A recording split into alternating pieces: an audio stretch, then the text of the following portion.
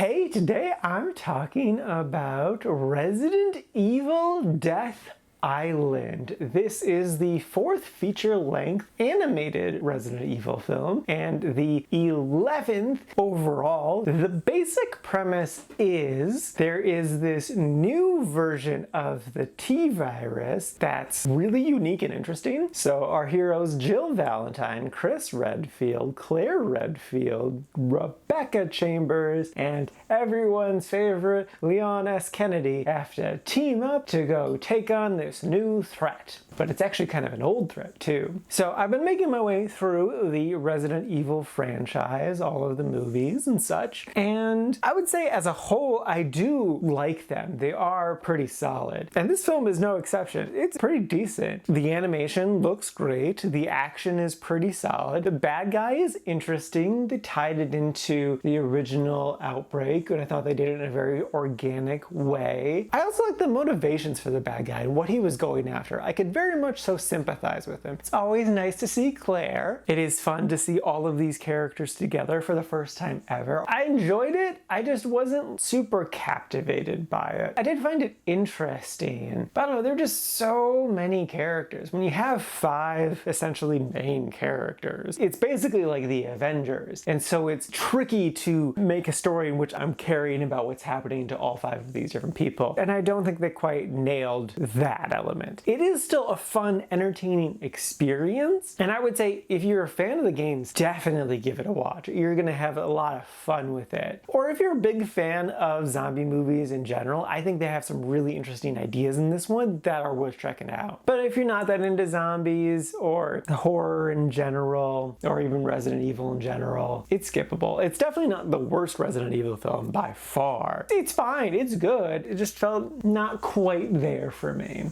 And now for my ranking, I put this at number 44 in the liked category. And this is out of a total of 49 new movies so far this year. One last little note, if you're curious how I'd rank it against all of the other Resident Evil films, here, this is how I'd rank them. Feel free to judge me. My brother definitely disagrees with me on this, so yeah, it's okay if you do too.